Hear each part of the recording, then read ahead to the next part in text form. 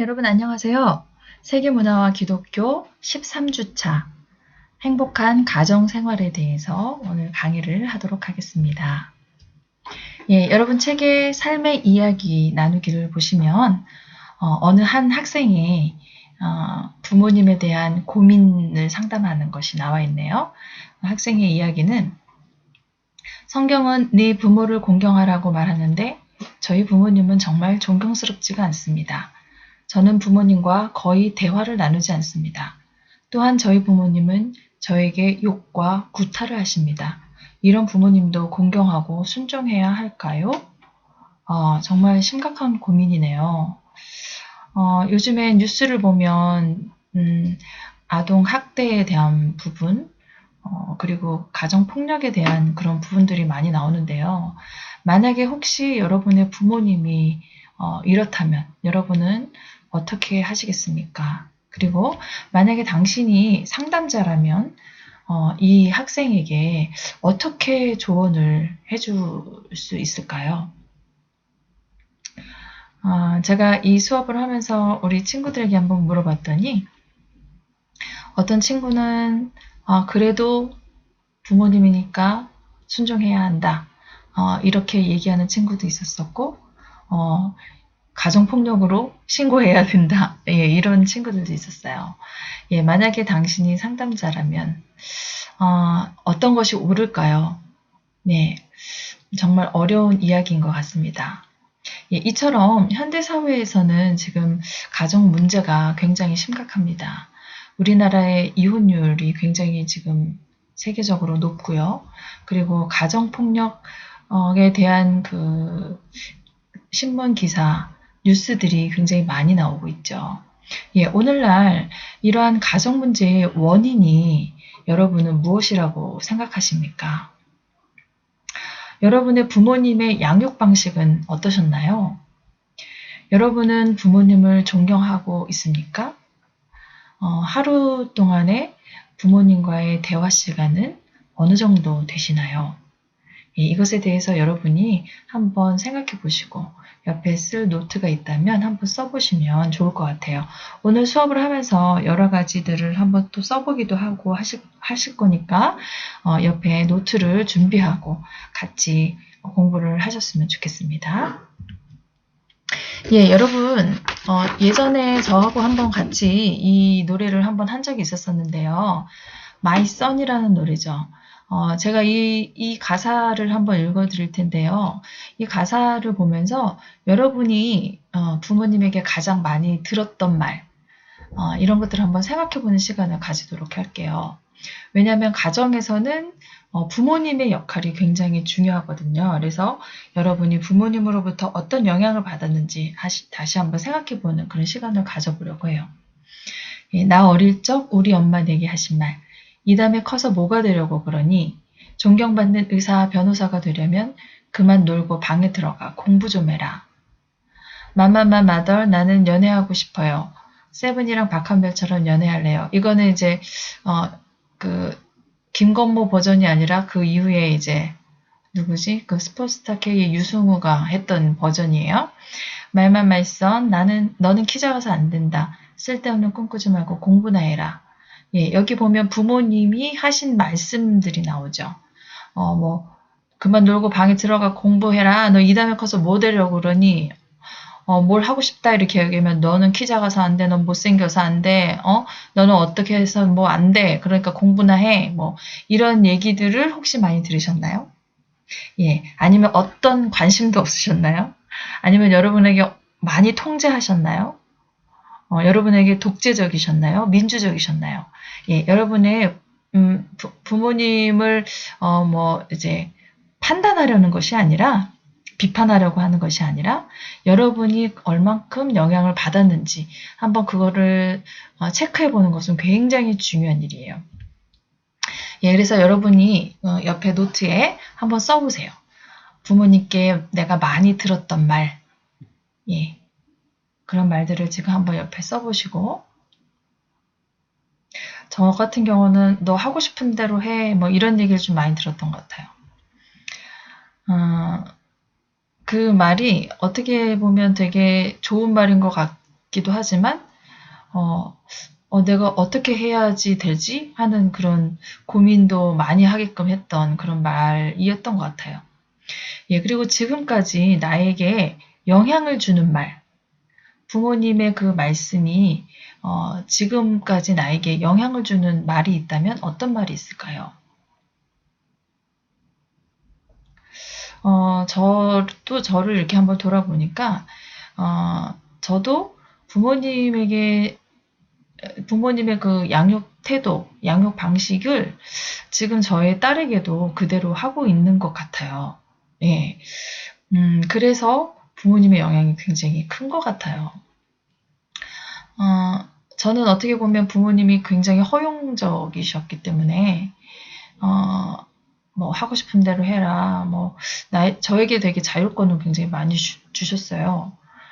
그러다 보니까 저도 이제 제 딸에게, 너 하고 싶은 대로 해. 뭐, 이제, 잘 보면 허용적이고 수용적인 것 같지만, 어떻게 보면 약간 방임적인 요소도 있는, 예, 그러한 태도로 저도 하고 있더라고요. 예. 여러분에게 영향을 주는 말, 그리고 그것이 나에게 어떤 비합리적인 신념을 주었는가. 예, 이 비합리적 신념이라는 것은 여러분이 부모님으로 들었던 말, 그리고 부모님의, 여러분을 키웠던 그런 행동들, 뭐, 이런 것들을 여러분이 보고 들으면서, 여러분 나름대로의 그런 관념, 그런 믿음, 이런 것들이 생기게 되죠. 그쵸? 그런데 그것들이 어떤 면에서는 비합리적인 신념이 될 수가 있어요. 여러분이 앨리스의 비합리적 신념 11가지를 한번 검색을 해보시면 앨리스의 비합리적 신념, 우리 상담학에서 그 인지주의 심리학이 있어요. 근데 그 인지주의에서 나오는 그런 앨리스의 비합리적 신념인데요. 이제 이것은 여러분의 그런 자라왔던 그런 환경, 예, 이런 것들을 통해서 경험, 이런 것들을 통해서 가지는 그런 신념 중에서 합리적이지 않은 그런 신념들이 있다는 것이에요. 예를 들어서 나는 누구에게나 사랑을 받아야 한다. 사랑받고 인정받아야 한다. 만약에 그렇다면 그거는 합리적일까요? 비합리적일까요? 여러분 어떻게 생각하세요? 나는 누구에게나 반드시 사랑과 인정을 받아야 한다. 만약에 그렇다면요, 이것은 그럴 수가 없는 일이죠. 예. 내가 아무리 다른 모든 사람에게 인정받고 사랑받고 싶어도 여러분, 이 모든 사람들이 모두가 나를 사랑하고 나를 인정해주고 할 수 있을까요? 절대 그렇지 않아요. 아무리 좋은 사람에게도 그 사람을 시기하고 질투하거나 아니면 적대감을 갖고 있거나 싫어하는 사람도 있을 수 있어요. 예, 그렇기 때문에 모든 사람이 나를 사랑하고 인정해줄 수는 없는 거죠. 예, 이런 것이 바로 비합리적인 신념이에요. 자, 여러분도 여러분의 부모님을 통해서 들었던 말, 그리고 부모님의 행동이나 이런 것들을 통해서 갖게 된 그런 그 신념들 중에 이러한 비합리적인 신념을 갖게끔 만들었던 그런 계기들이 있을 거예요. 그래서 그런 것들이 어떤 거인지 한번 여러분이 생각을 한번 해보시면 좋을 것 같습니다. 뭐 아까 그런 것도 있지만 예를 들어서 부모님이 굉장히 부정적이고 여러분의 존재에 대해서 관심이 없거나 막 그랬으면 나는 누구에게나 버림받을 수밖에 없어. 뭐 이런 것도 비합리적인 신념이겠죠. 예.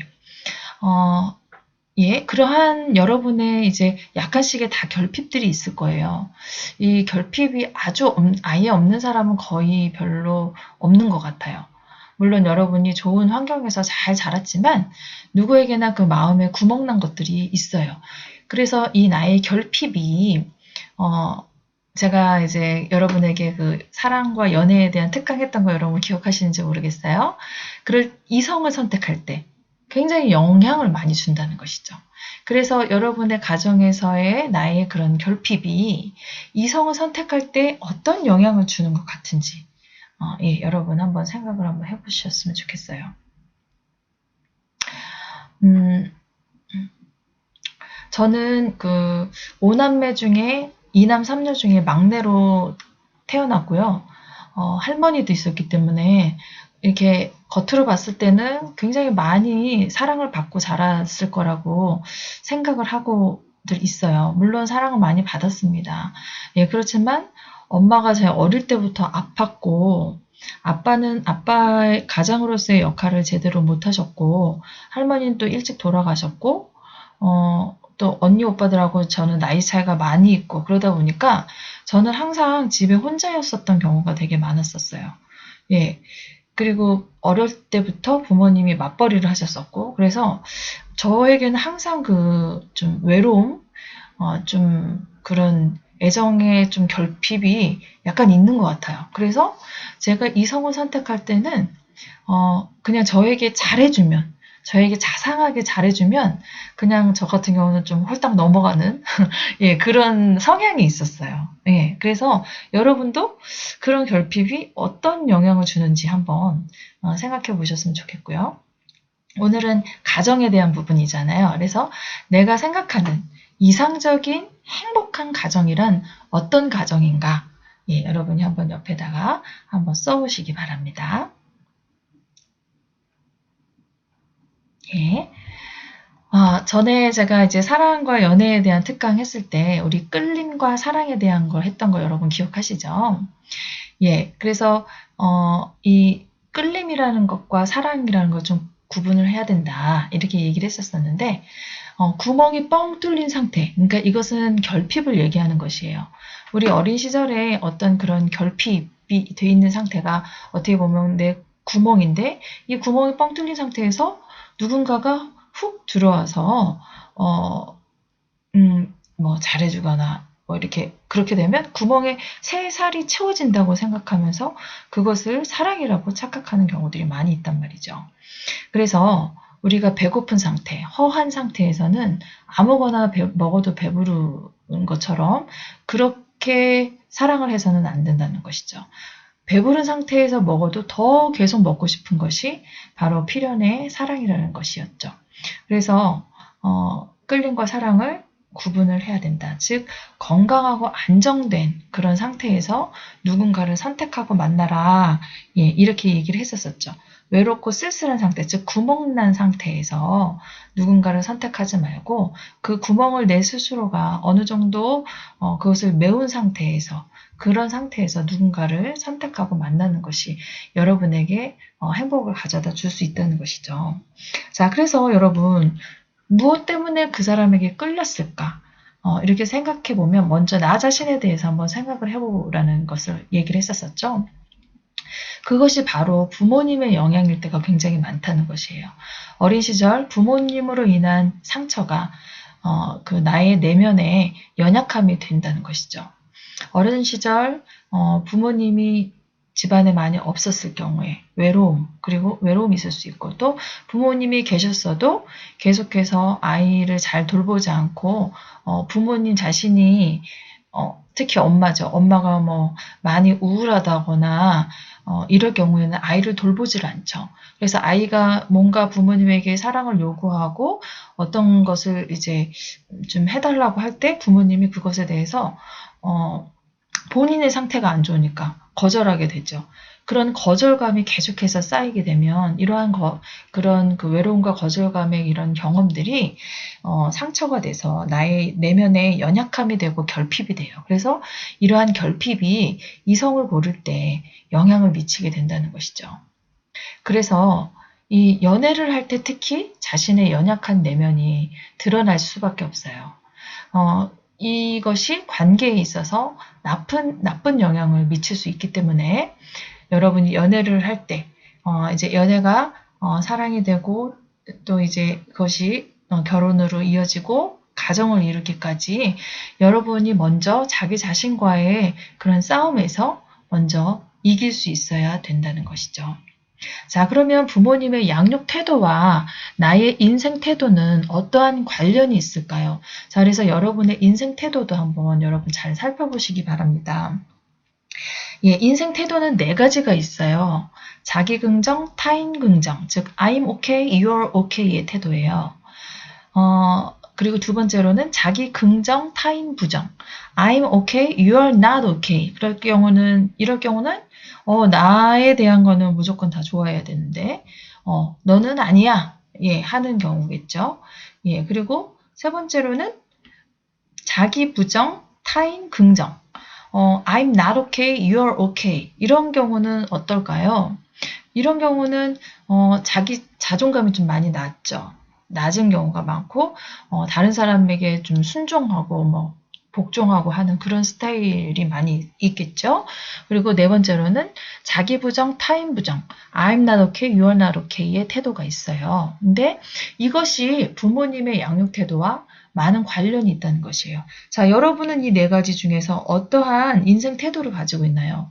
자, 한번 그래서 부모님의 양육 태도와 한번 관련을 시켜볼게요. 먼저 첫 번째로는 I'm okay, you're okay. 나도 좋고 너도 좋고 너도 오케이고 나도 오케이고. 이런 경우는요, 허용적인, 허용적이기보다는 먼저, 권위적인, 즉, 권위라는 것은 우리가 내가 갖고 싶다 해서 갖는 것이 아니죠. 권위와 권위주의는 달라요. 그쵸? 권위는 정말 뭔가 하게끔 할 때는 하게 해주고, 아닐 때는 또 아니다 해주고 할 수 있는 그런 것으로 부모님의 어떤 권위가 세워지는 것이지, 권위주의적으로 통제를 하거나 이런 것은 민주적인 태도가 아니죠. 그래서 엄마, 아빠가 민주적이고 권위적인 그런 양육 태도를 가졌을 때는, 자녀도 I'm okay, you're okay의 태도를 가지게 돼요. 자, 이렇게 권위적인, 즉, 민주적인 부모님의 양육 태도는 자녀에게 애정적이고 온정적으로 대함과 동시에 옳고 그름에 대한 통제와 훈육을 적절히 사용하시는 경우예요. 그래서 자녀와 대화도 많이 하고 자녀가 뭘 하고 싶은지 이런 자녀의 욕구에 대해서 민감하게 반응하고 일관적이고 합리적인 통제 속에서 자녀의 자율성을 발달시키는 경우예요. 즉 규칙이라는 것이 있는 거예요. 부모가 규칙을 설정하고 난 다음에 그 설정한 이유에 대해서 명백하고 분명하게 설명해주고 적절한 대안 행동을 알려주고 그리고 나누어 갖기 또래에 대한 동정, 협동 등 친사회적인 그런 행동들을 이제 이런 부모님 밑에 있는 자녀들은 그런 걸 갖게 되죠. 그리고 권위적 양육 태도를 가진 부모와 자녀의 부모-자녀 관계는 즐겁고 정서적으로 충만한 경우가 많아요. 그래서 이런 부모님 아래에서 자란 아이들은 행복감을 느끼고 자존감이 높고요. 그리고 자기 조절 능력을 갖게 되고 인내심을 갖고 과업을 수행하고 학업 성취도 높고 부모님께 협조적이며 부모님 입장에 대해서 민감하며 사회적 도덕적으로 성숙한 모습을 보이는 경우가 많아요. 그래서 나도 오케이지만 너도 오케이의 태도를 가지게 된다는 것이죠. 예, 그런데 두 번째, 자기 긍정, 타인 부정의 태도. I'm okay, you are not okay. 자기는 오케이인데 남은 오케이가 아니에요. 이럴 때는 부모님이 허용적 양육 태도를 가진 경우가 많고요. 일명 여러분 좀 과보하는 경우 있죠. 예, 이런 경우가 I'm okay, you are not okay의 태도를 가질 경우가 되게 많아요. 허용적인 부모님들은 자녀의 행동 통제나 자신의 권력 사용에 별다른 관심을 보이지 않고 지나치게 자유방임적인 태도를 취하는 경우예요. 자녀의 의견에 무조건 동의하며 자녀에게 집안일이나 예절 등을 가르치려고 노력하지 않는 경우죠. 대체로 온정적이고 수용적이지만 자녀의 요구에 지나치게 관대하거나 관심이 없어서 행동 통제를 거의 하지 않는 경우예요. 그래서 이러한 허용적인 부모 아래서 자란 아이들은 충동적이거나 불복종적이거나 반항적인 경우가 있고요. 어른들에게 의존적이고 과도한 요구를 하는 경우가 많으며 참을성이 없고 학업 성취가 낮으며 반사회적인 행동을 보일 가능성이 있다는 것이에요. 예. 그러면 세 번째로 자기 부정, 타인 긍정, I'm not okay, you're okay의 태도를 가질 경우에는 부모님이 독재적 양육 태도, 좀 통제적인 양육 태도를 가질 경우가 많이 있어요.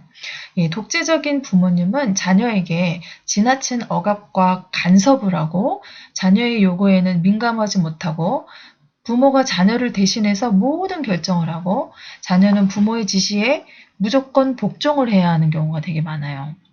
자녀의 복종 여부에 따라서 조건적 애정과 관심을 보이고 복종하지 않으면 처벌을 행사하는 경우죠.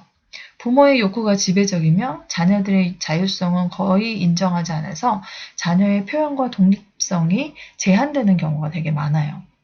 이러한 독재적 양육 태도 하에 자란 자녀들은 행복감을 좀 갖지 못하고요. 항상 불안해하고요. 그리고 결과적으로 낮은 수준의 자존감과 자기 신뢰감을 형성하게 됩니다.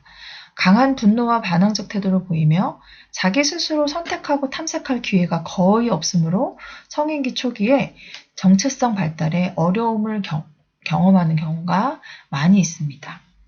넷째로 자기 부정, 타인 부정. I'm not okay, you're not okay. 너도 okay가 아니고 나도 okay가 아니야. 이럴 때는 방임적인 부모님의 양육 태도일 경우가 많아요. 방임적 부모님은 자녀의 의견에 대한 수용이나 통제는 없고 최소한의 관심만 보여요. 이런 유형의 부모님은 자신의 생활에서 자기 자신이 너무나 지나치게 스트레스와 압력을 받기 때문에 자녀에게 관심을 가질 심리적인 여유가 없는 사람들에게 나타날 수가 있어요.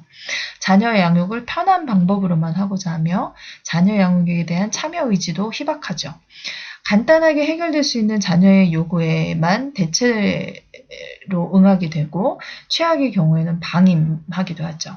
정서적으로 자녀와 떨어져 있고 우울감에 빠져 있는 경우가 많습니다. 그래서 이 방임적 부모님 아래에 자라난 아이들은 낮은 학업 성취도와 우울, 분노, 자존감이 매우 낮으며 반사회적인 그런 행동을 보인다는 그런 특성이 있어요. 그래서 여러분의 인생 태도는 어떠한지 그리고 부모님의 양육 태도 어땠는지 한번 여러분 생각해 보시고요. 자, 그러면은 내가 어떠한 타입인가에 따라서 인생 태도와 행동과의 관계가 있어요. 그래서 I'm okay, you're okay 이럴 때는 타인과의 관계 누구와도 사이좋게 지내고 모든 일 잘 해내고 자기와의 관계에 있어서도 자기를 존중하고 소중하게 생각하고 분노의 감정을 느낄 때는 분노를 표시해야 할 때 자유롭게 표출하고요. 그리고 두려움이 있을 때는 두려워할 자유가 있죠. 그리고 인생의 지향에서는 지금 여기 here and now에 살고요. 성공을 목표로 하는 승자의 생활을 하며 자기를 바꾸려고 노력을 하고요. 커뮤니케이션에 있어서는 굉장히 개방적이에요. 자, 그런데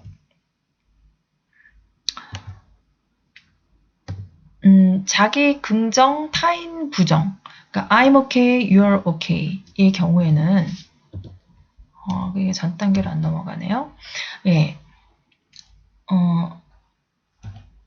두려움의 감정이 됐네요. 타인과의 관계는 지배적이고 추궁하고 징벌하고 배타적인 경우가 많이 있죠. 그리고 자기와의 관계는 타인의 진위를 바르게 수용하는 경험이 없죠. 그러니까 자기 긍정, 타인 부정의 경우는 좀 약간 자기 좀 이기적이거나 이런 경우들이 좀 많죠. 분노의 감정에 있어서도 원한의 분노를 품고 있고요. 그리고 여기 앞 페이지만 먼저 보고 갈게요. 또 자기 부정, I'm not okay, you're okay 이 경우에는 좀 타인으로부터 좀 회피, 도피하고요. 자기는 강하지 못하고 무능하다고 생각하고 분노의 감정은 좀 욕구불만의 분노 그리고 이 분노를 마음속에 축적하는 경우가 많죠. 자기 표현을 잘 못하니까요. 그리고 I'm not okay, you're not okay 이 관계 그 인생 태도에서는 타인과의 관계는 타인을 신뢰하지 않아요. 그리고 공격해요. 그리고 자기와의 관계에 있어서도 존재하는 권리를 부정하고 자기에 대해서 공격적이며 인간적 수용을 거부하죠. 그리고 분노의 감정이 일어날 때 체제나 세상에 대한 분노를 품고 있어요. 희망 없는 세상에 대한 분노를 품고 있는 경우가 많습니다. 두려움의 감정에 있어서도 I'm okay, you are not okay 일 때는 타인을 지배하는 힘을 잃을까 봐 두려워하고 인생에서의 지형은 흑백 논리의 이분법적 태도를 지니고 경직된 삶을 살아가고 커뮤니케이션에 있어서는 자기 방어적이고 공격적인 경우가 많고요. 예, I'm not okay, you're okay. 그러니까 자기 부정 타인 긍정일 때는 두려움의 감정이 있을 때 실패에 대한 두려움이 있어요. 그리고 인생에서 있어서는 무엇을 원하는지 자기도 잘 모르고 자기 것도 챙기지 못하고 문제나 책임으로부터 도피하고 낙담하는 경우가 많고요. 커뮤니케이션에 있어서는 타인을 비난하고 자기 방어, 자기 합리화를 하는 경우가 많습니다. 예, I'm not okay, you're not okay. 이 태도는 두려움의 감정이 있을 때 버림받게 된다. 그리고 혼자만 있게 된다는 두려움이 있고요. 인생에 있어서 인생의 목표가 없으면 될 대로 되라는 그런 생각을 갖고 있고요.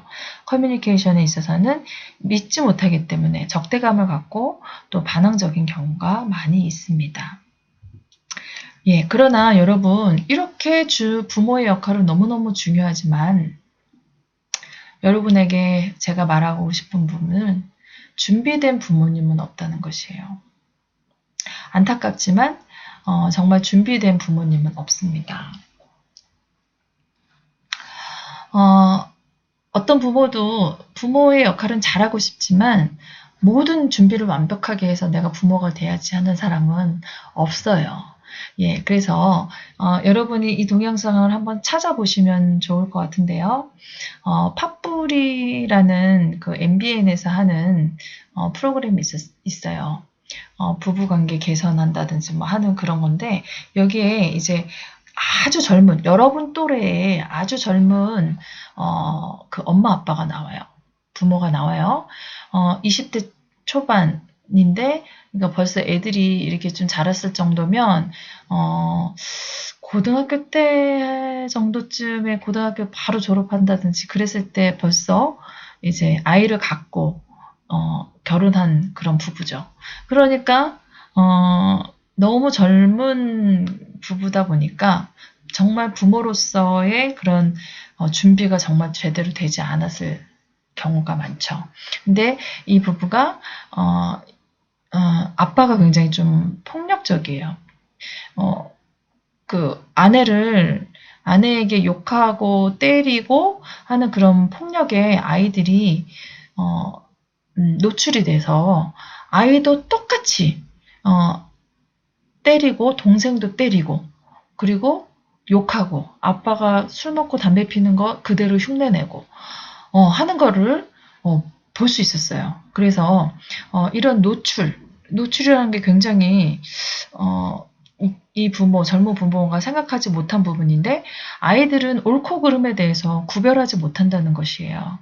부모님을 따라서 모든 것을 다 부모님을 따라서 합니다. 그렇기 때문에 아이가 있는 부모는 정말 아이에게 욕, 구타, 뭐 폭력적인 모습 보여주는 것이 아니라 부드럽게 말해주고 부드럽게 행동하는 그런 것을 정말 훈련을 많이 하셔야 되고 그런 모습을 아이들에게 보여주어야 한다는 것이에요. 자, 그래서 여러분의 가정은 행복하십니까? 여러분 가정의 행복의 기준은 무엇입니까? 행복의 기준은 물론 달라질 수 있죠. 가정이 행복하기 위한 영원한 기준, 그것은 여러분이 무엇이라고 생각하십니까? 그리고 여러분은 여러분의 부모님을 존경합니까? 부모님을 존경하는 조건이 있다면 그 조건이 무엇일까요? 예, 여러분 이것에 대해서 생각해 보시고 옆에 노트에다가 한번 적어 보셨으면 좋겠어요. 나의 가정에 대해서 한번 생각해 보는 그런 시간, 나의 부모님에 대해서 생각해 보는 시간들을 가져보겠습니다. 부모님을 존경한다는 것이 나의 입장과 세상적 조건으로 존경의 가치를 따져서는 안 된다는 것이죠. 예. 그래서 아까 이제 우리 성경에서는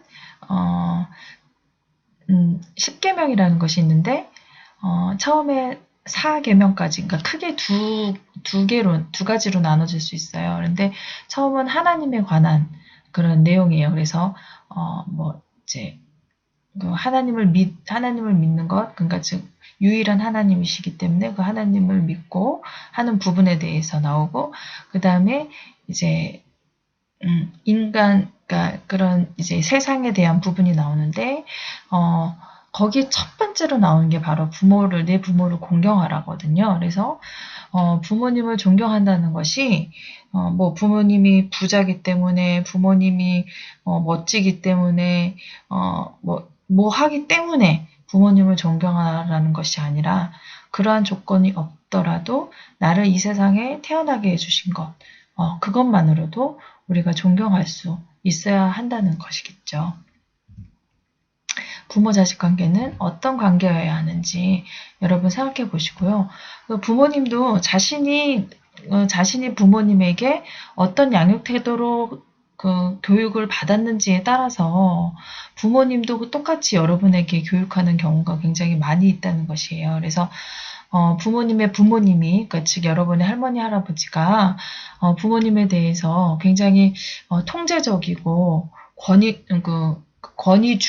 권위적인 게 아니라 권위주의적으로 이렇게 좀 독재적으로 만약에 그렇게 하셨을 경우에는 여러분의 부모님도 여러분에게 모든 것을 간섭하고 못하게 하고 하는 것들이 많이 있을 수 있다는 것이에요. 자, 그리고 부모님이 또 조건적인 그런 사랑을 계속해서 하셨다면, 네가 뭐뭐 하면 내가 뭐 해줄게, 이런 식의 조건적인 사랑을 만약에 받아오셨었다면 여러분에게도 그렇게 하셨을 수도 있어요.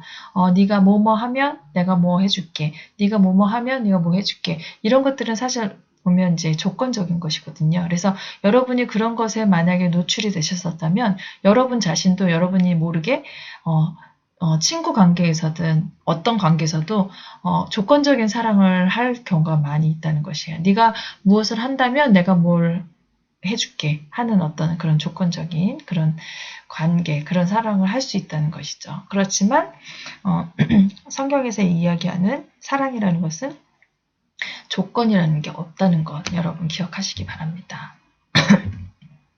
예, 여러분 그러면 가족 공동체, 가족이란 무엇일까요? 가족에 대한 정의는 쉽지 않아요. 사회 문화에 따라서 그리고 사회 경제적 변화에 따라서 다양한 양상을 가지고 있기 때문에 가족에 대한 정의는 쉽지 않습니다. 가족을 어떻게 정의하느냐에 따라서 가족에 대한 직접적인 실천뿐 아니라 정책과 프로그램의 서비스 자격 기준의 틀을 정하는 데 영향을 미칩니다.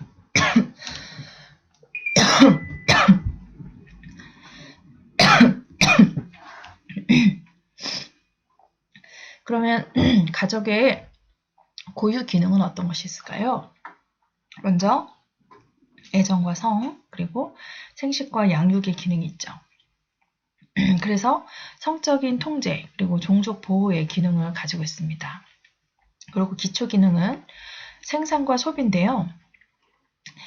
가정으로부터 이제 노동력 제공, 뭐 생활 보장, 경제 질서의 유지, 이런 것들이 시작되어지는 것이죠. 그리고 또한 부차적인 가정의 기능은 개인의 사회화, 즉 개인을 교육시키는 것, 보호, 휴식, 오락, 종교, 이러한 기능이 있고요. 사회 전체에 대한 기능으로는 문화 발달, 심리적, 신체적, 문화적, 정신적 안정을 주는 그런 기능을 가지고 있어요. 그래서 여러분, 가정교육 하면은 유태인 교육이 굉장히 중요하죠. 이 유태인이 항상 어떠한 가정으로부터 모든 교육이 다 시작이 되고 학교 교육보다도 더 중요한 교육이 바로 가정교육이어서 유태인의 가정교육은 굉장히 중요합니다. 우리가 배울 점이 많이 있어요. 그런데 유태인 가족의 교육법은 뭐냐면 바로 이 성경에 대해서 가르치는 것이에요. 신명기 6장 4절 7절 보면 이스라엘아 들으라 우리 하나님 여호와는 오직 유일한 여호와시니 너는 마음을 다하고 뜻을 다하고 힘을 다하여 네 하나님 여호와를 사랑하라. 오늘 내가 네게 명하는 이 말씀을 너는 마음에 새기고 네 자녀에게 부지런히 가르치며 예, 이 말씀처럼 이스라엘 그 가정에서는 자녀 교육을 할 때, 이 성경 말씀을 마음에 새기라고 그랬잖아요. 그래서, 머리 미간에다가도 붙이고, 우리 시계 차는 것처럼 손목에다가도 붙이고, 그리고 각 가정에 군데군데, 성경 말씀을 다 붙여놔요. 그래서 항상 오고 가며 또 내가 생활하면서 항상 말씀을 이렇게 나의 삶에 적용할 수 있게끔 그러한 교육을 시키고요. 또 유태인은 이 성경에 대해서도 모든 감각, 오감각을 다 사용해서 가르치는 것이에요. 그래서 오감이라는 건 여러분 뭐 시각, 촉각, 미각, 그쵸? 이런 것들 있잖아요. 후각. 예, 이런 것처럼 아이들에게 손에 꿀을 발라주고 한번 핥아 먹어봐라. 예, 그럼 벌써 감각이 몇 개가 들어가나요? 꿀 발라주니까 촉각, 후각, 시각, 그리고 맛보는 미각까지, 그쵸? 다 들어가죠. 예, 한번 딱 맛을 봤더니 너무너무 달아요. 이 맛이 어떠니? 그러면 이 맛이 너무너무 맛있어요. 달콤해요. 뭐 이러면 이 맛이 달콤한 것처럼 여호와의 말씀은 이렇게 달단다. 예, 이렇게 아이들에게 아주 어린아이일 때부터 이렇게 교육을 시키는 거예요. 그러면은 성경 말씀이 정말 이 꿀처럼 달구나. 예, 이것을 알고 느끼고 스스로 느꼈을 때 그것을 아침 저녁으로 주야로 주님의 말씀을 보면서 그 속에 담긴 깊은 그런 뜻과 의미를 배우게 되는 것이죠. 그러한 기능을 가정에서 한다는 것이에요. 자, 그러면 가정은 어떠한 공동체일까요? 예, 가정 공동체, 가족 공동체는 첫 번째, 가정은 사랑을 실천하는 그런 공동체입니다. 무엇을 실천하는? 예, 사랑을 실천하는 가족 공동체입니다. 그래서 가정은요, 하나님이 제일 먼저 만드신 사랑의 기관이에요. 그래서 성경에 제일 처음에 나오는 창세기 1장에 보면 여러분 아담과 하와 이야기 아시죠? 아담과 하와를 짝으로 맺어주시고 서로 사랑하면서 하나님과 더불어서 에덴 동산에 살기를 원하셨죠. 예, 그러면서 만든 사랑의 기관이 바로 가정이라는 것이에요. 그래서 하나님이 인간을 사랑하신 것처럼 거룩하고 고귀한 사랑의 결정체가 바로 가정입니다. 예, 두 번째 가정은 섬김의 공동체입니다. 자, 무슨 공동체요?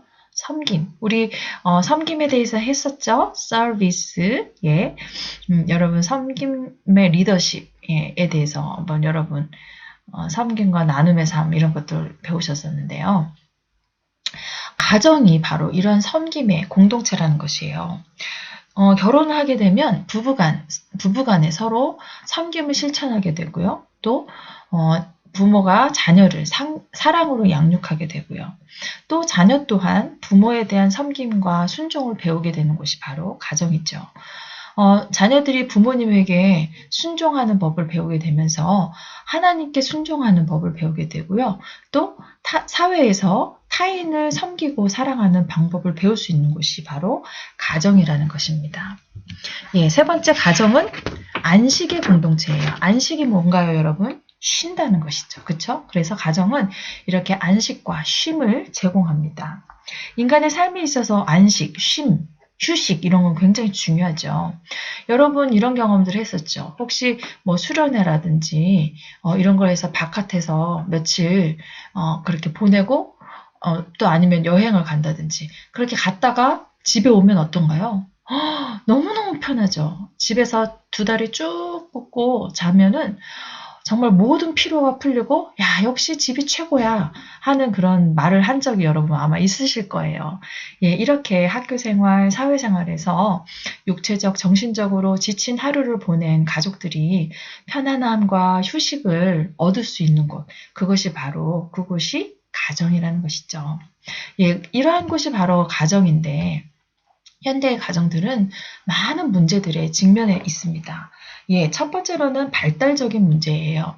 예, 발달적이라는 것은 우리 인생이 우리 태어나면서부터 죽기까지, 노년까지 이런 그런 발달의 단계들이 있어요. 그래서 영유아기, 아동기 때 이럴 때는 주로 이제 부모님은 자녀를 어떻게 양육할 것이냐, 뭐 그러면서 조기 교육, 뭐 학원 열풍, 영어 조기 교육, 막 이러한 흐름들 때문에 어려움을 겪는 경우들도 많이 있죠. 이런 것 때문에 부부끼리 서로 싸우기도 하고, 또 그리고 장애를 가진 부모들은 또 그것에 대한 어려움을 호소하기도 하죠. 예, 청소년기 자녀들이 겪는 그런 발달 단계의 문제는 어떤 것이 있나요?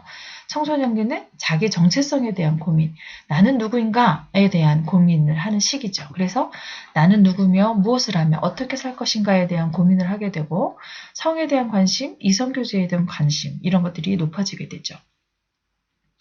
예, 그런데 지금 현대의 청소년들은 과도한 학업 부담, 입시 경쟁 사회에서 좀 고통받고 있죠. 그래서 따돌림, 학교 폭력, 흡연, 음주, 인터넷 중독, 게임 중독, 가출, 자살 등 다양한 문제들에 노출되어 있습니다. 이렇게 자기 정체성 구축하지 못하고 다양한 이러한 문제들에 직면한 청소년들을 가진 부모님과 그 자녀와의 관계가 원만하지 않게 되면은 그것이 또한 가정 불화의 원인이 되기도 하죠. 예, 성인기는 이제 취업에 대학생활 그리고 취업에 대한 그런 고민을 하는 시기죠. 또한 결혼을 준비하고 가정을 이루기 위해서 준비하는 그런 단계이기 때문에 심리적, 경제적으로 부담감을 갖고 많은 어려움을 이제 겪게 되기도 합니다. 그래서 요즘은 특히 결혼을 하지 않겠다. 나는 비혼자다. 나는 독신자다. 예, 이런 경우들이 되게 많이 있죠. 그리고 결혼을 하고 나서도 자녀를 갖지 않는 등 그런 다양한 형태의 가정의 모습들이 있죠. 예, 중년기. 성인 중년기에 속하는 이 시기에는 다 자녀를 가지고 또 자녀를 키우고 난 다음에 자녀들이 이제 커서 이제 독립하는 경우들이 많죠. 그래서 중년기 여성일 경우에는 혼자 집에, 그러니까 남편은 일하러 가고 아이는 이제 독립하고 이런 경우에 혼자 집에 남게 돼서 우울증이나 상실감을 겪는 그런 빈집 증후군이라고 불리는 그런 심리적 어려움을 겪는 경우가 많아요. 그러니까 지금 여러분의 부모님 또래, 여러분의 지금 부모님 또래는 갱년기이면서 빈집 증후군을 겪는 그런 부모님들이 상당히 많이 있습니다. 그래서 이럴 때는 여러분이 부모님에게 관심을 많이 가져주셔야 돼요. 청소년기 사춘기만큼요, 굉장히 힘든 것이 갱년기예요. 그래서 여러분 엄마 아빠가 어떻게 심리적으로 어떻게 좀 변했는지, 굉장히 또 우울해 하신다거나 이런 모습을 보이진 않는지 여러분이 부모님은 또 잘 체크해 주셔서 부모님 여러분에게 주셨던 사랑처럼 여러분이 또 부모님께 사랑을 베풀어 주시면 관심을 가져주고 그 사랑한다는 표현도 해주시고 이렇게 하면은 그런 거에서 빨리 이제 또 돌아올 수 있을 거예요. 그래서 여러분 그런 것들을 잘 기억하시고 엄마 아빠에게 좀 신경 써주시기 바랍니다. 예, 성인 말기에 해당한 노년기에서는 부모님들은 자녀들 다 키우고 자녀들이 이제 또 독립해서 또 가정을 이루고 이제 손자, 손녀를 이제 보기는 했지만 또 각자 가정이 있으니까 그만큼 부모님께 많이 찾아뵙지 못하잖아요. 이런 것들로 인해서 외롭고 무기력감, 예, 자존감의 상실, 건강의 악화와 또 질병, 경제적 어려움 이런 것들을 겪게 되고요. 또한 이제 이렇게 죽음을 앞두고 있기 때문에 죽음에 대한 두려움 등 영적이고 실존적인 그런 문제들에 직면되어서 위기감을 겪게 되는 경우들이 많이 있어요. 그리고 노후 대비를 잘 하지 못한 노년기에서는 자녀에게 의존할 수밖에 없기 때문에 자녀와의 갈등을 겪기도 합니다. 예, 또한 두 번째로는 가족 관계에서 나타나는 그런 문제들이 있어요. 예, 가족 관계에서는 우선은 먼저 부부 간의 갈등이 많이 있죠. 뭐 성격 차이, 그리고 자녀 양육에 대한 의견 차이, 그리고 육아와 가사 분담에 대한 불만, 돈과 물질에 대한 다른 관점, 성관계의 문제, 배우자의 외도, 고부간 갈등 등 이런 것들 때문에 굉장히 부부 간 갈등이 일어나고요. 또 부모 자녀 간의 갈등도 일어나죠. 이제 자녀를 키우는 과정 속에서 이제 부모 자녀 갈등은 또 부부 문제가 원인이 되는 경우도 굉장히 많이 있어요. 부부가 서로 간에 사랑과 신뢰의 모습을 보이지 못할 때 그 자녀들은 불안함을 느끼고 자존감도 낮아지고요. 이러기 때문에 부모와 자녀 간의 갈등의 원인이 부부 간 갈등에서 비롯되었는지 그런 것들을 또 살펴보면서 또 부모 자녀의 갈등 문제도 해결해야 되겠습니다. 또한 고부 간의 갈등, 그리고 이혼과 재혼, 그리고 다문화 가정. 이제 우리나라도 이제는 뭐 한민족 이런 게 절대 아니에요. 이제는 정말 다문화 사회거든요. 그래서 현재 지금은 이혼 가정도 많지만 재혼 가정도 굉장히 많고요. 다문화 가정이 굉장히 많습니다. 이러한 속에서 많은 갈등들이 있어요. 그래서 이러한 가족 관계적인 갈등들이 있고 문제들이 있고요. 그 외에 재정 문제와 마음과 몸의 질병 등 가정이 직면한 문제들이 굉장히 많이 있습니다. 예, 그렇다면 여러분도 행복한 가정을 만들고 싶으시잖아요. 행복한 가정을 어떻게 만들어야 할까요? 먼저 첫 번째로는 가족 개개인의 노력이 필요합니다. 하나님 안에서 각자가 바로 서야 되겠죠. 먼저 해야 할 일은 가족 구성원 각자가 자신의 영성과 인격을 성숙시키기 위해서 노력해야 한다는 것이에요. 하나님 앞에서 올바로 선다면 하나님이 기뻐하시는 가정을 만들기 위해서 가족 각자가 노력하게 되겠죠. 뭐 예를 들어서 가정 예배를 드리면서 서로 어려움을 공유하고 서로를 위해서 기도할 수 있으면 정말 서로 아픔도 나누게 되고 아픔은 나누면은 또 반이 되잖아요. 그렇기 때문에 그러한 경험들을 통해서 서로 더 끈끈한 그러한 사랑의 정이 쌓일 수 있다는 것이에요. 예, 그리고 여러분의 책에 보면 사랑 10계명이라는 게 나와요. 김성희 교수님이 이제 부부간의 관계 증진을 위해서 이 사랑 10계명을 이제 활용을 했었었는데요. 우선 사랑 10계명은 다음 장에 한번 보면서 이것이 꼭 부부간의 관계뿐 아니라 여러분의 관계 속에서도 이것을 실천하면 되게 많은 그 좋은 관계를 가질 수 있을 것 같아요. 자, 두 번째로는 그 교회적 차원의 지원인데요. 여러분의 교회에도 이런 것이 있는지 모르겠어요. 아버지 학교, 어머니 학교, 결혼 예비 학교 이런 것들이 혹시 있나요?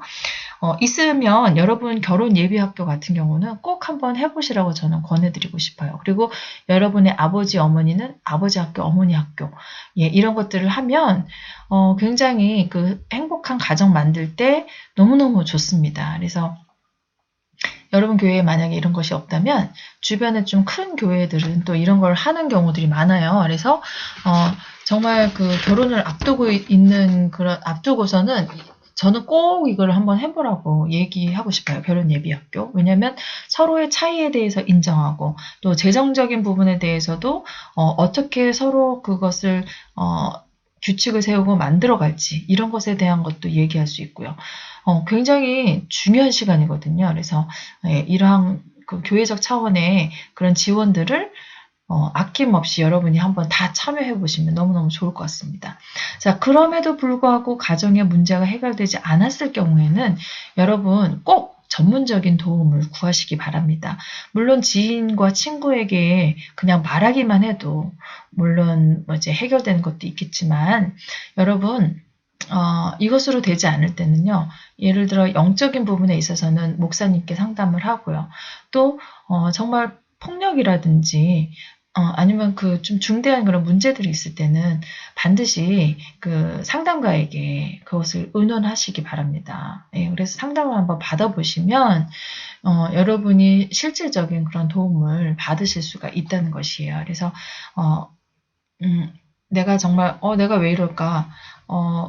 아무리 누구에게 말하거나 이래도 해결이 되지 않을 때는 꼭 목사님이나 상담실을 꼭 찾으시길 바랍니다. 예, 사랑 10계명 우리 한번 같이 읽어볼까요? 첫 번째, 사랑한다는 말을 자주 해라. 마음으로 대화를 나눠라.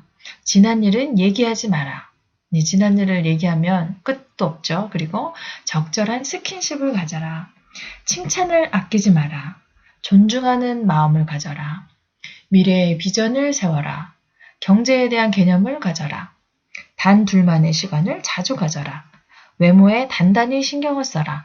예, 이거는 부부간에도 너무 외모에 신경 안 쓰면 안 된다는 것이에요. 예, 그래서 예, 이런 사랑 10계명을 꼭 부부간이 아니라 여러분의 관계에서 많이 한다면 여러분의 관계가 많이 더 좋아질 것이라고 생각합니다. 예, 여러분이 생각하는 이상적인 가정은 어떤 가정인가요? 여러분이 가정에 지금 현재 가정도 가훈이 있을 거지만 여러분이 가정을 이룬다면 여러분은 어떤 가훈을 쓰겠습니까? 그리고 여러분의 가정과 이상적인 가정을 비교했을 때 여러분의 가정은 어떤 부분이 부족합니까? 예, 그 부족함을 채우기 위해서 나는 어떤 노력이 필요한가요? 예, 이것을 한번 여러분이 옆에 써보시면서 내가 우리 가정에서 이런 역할을 해야 되겠다 하는 것들을 한번 여러분이 생각해 보셨으면 좋겠어요. 자, 가정은 함께 이루어가는 공동체입니다. 부모와 자식 어느 한쪽만 노력해서는 안 되고요. 함께 서로 돕고 서로 이해함이 필요한 그런 공동체입니다. 지금 나의 가족에게 내가 도울 수 있는 부분이 무엇이고 도움받고자 하는 것이 무엇인지 여러분이 적어보시고 각자 가정에서 서로 함께 나누어 보시기 바랍니다. 예, 여러분 여기 지금 보니까 만화 컷을 제가 한번 해봤는데요. 이 만화 컷에 여러분 현재 가족이 겪고 있는 문제들이 있다면 그걸 한번 그려보세요. 예, 그래서 가족들이 겪고 있는 문제가 발달적인 문제인지 관계적인 문제인지 그 외의 문제인지 한번 생각해 보시고 그 중에서 가장 큰 문제가 무엇이고 여러분이 해결할 수 있는 문제는 어떤 것인지 한번 살펴보시고 해결할 수 없는 문제를 있다면 그런 해결할 수 없는 문제를 적고 내가 이것을 가지고 기도한다면 어떻게 기도해야 하는지 한번 여러분 생각해 보세요. 신앙이 있다면 기도문으로 한번 작성해 보시고 아직 하나님을 잘 모르겠다면 도움을 줄 수 있는 누군가에게 부탁하는 마음으로 한번 적어 보시기 바랍니다. 여러분은 어떤 가정을 만들고 싶으십니까? 하나님은 이미 당신의 가정에 당신의 가정에 대한 그림을 그리고 당신을 성장시키고 계십니다. 나의 가정은 땡땡땡 땡땡땡이다. 예. 이 한 줄의 의미를 되새기고 내가 이런 가정을 만들기 위해 어떤 노력을 해야 하는지 생각해 봅시다. 예, 나의 가정은 땡땡땡이다. 여러분 한번 적어보시고 서로 그것에 대해서 나누어 주시기 바라고요. 저에게 댓글을 쓸 때 예, 나의 가정은 땡땡땡이다. 이런 부분은 한번 더 적어보시면 좋을 것 같아요.